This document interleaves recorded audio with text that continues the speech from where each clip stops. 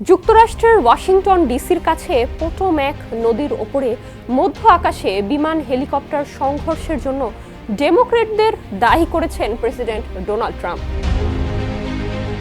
White হাউসে দ্বিতীয় মেয়াদের প্রথম জাতীয় বিপর্যয়ে বৃহস্পতিবার ৩৮ জনের মরদেহ উদ্ধার করা হয়েছে। এ দুর্ঘটনার জন্য প্রেসিডেন্ট ডোনাল্ড ট্রাম্প ডেমোক্র্যাট এবং ফেডারেল সরকারের উদ্যোগকে দোষারোপ করেন। ট্রাম্পকে যখন জিজ্ঞাসা করা হয় যে বাইডেন ও ওবামা প্রশাসনের উপর দোষারোপ করার পেছনে তার কি প্রমাণ আছে, ট্রাম্প বলেন, আমার সাধারণ জ্ঞান আছে। বুঝলেন, দুর্ভাগ্যবশত অনেকেরই তা নেই।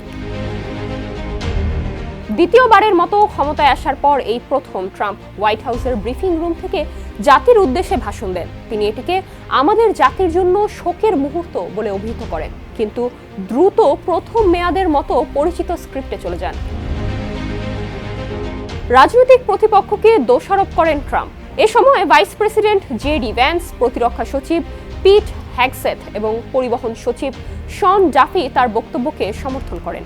ট্রাম্প বলেন, আমাদের বিমান ব্যবস্থায় কেবলমাত্র সর্বোচ্চ মানসম্পন্ন লোকদেরই নিয়োগ দেওয়া উচিত। ট্রাম্প সাবেক পরিবহন সচিব পিট বুটিজেজকে কটাক্ষ করে বলেন, তিনি বিশাল ব্যর্থ। তিনি পরিবহন বিভাগ চালানোর পর থেকে সবকিছু কত খারাপভাবে চলছে। তিনি একটি বিপর্যয়। তিনি তার শহরকে মাটিতে মিশিয়ে দিয়েছেন। ট্রাম্পের বক্তব্যের সময় টেলিভিশন সম্প্রচারে পোটোম্যাক নদীতে উদ্ধার কাজের চিত্র দেখানো হচ্ছিল, যা হোয়াইট হাউস থেকে কয়েক মাইল দূরে। সাবেক পরিবহন সচিব পিট বুটিজেজ সামাজিক মাধ্যমে প্রতিক্রিয়া জানিয়ে লেখেন, প্রেসিডেন্ট ট্রাম্প এখন সামরিক বাহিনী OFAA এর তত্ত্বাবধানে আছেন। তার প্রথম কাজগুলোর একটি ছিল আমাদের আকাশকে নিরাপদ রাখার জন্য গুরুত্বপূর্ণ ব্যক্তিদের বরখাস্ত ও স্থগিত করা।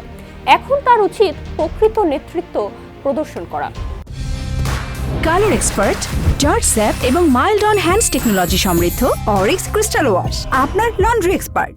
ক্ষমতায় ফিরে আসার পর 11 দিনের মধ্যে একাধিক নির্বাহী আদেশে স্বাক্ষর করেছেন ট্রাম্প, যা তার প্রথম মেয়াদের তুলনায় আরও সুসংহত বলে ধারণা করা হচ্ছে। এই মারাত্মক বিমান দুর্ঘটনার তদন্ত মাত্র শুরু হয়েছে, যেখানে ট্রাম্প প্রশাসন বর্তমান সরকারি কর্মচারীদের দায়ী করছে।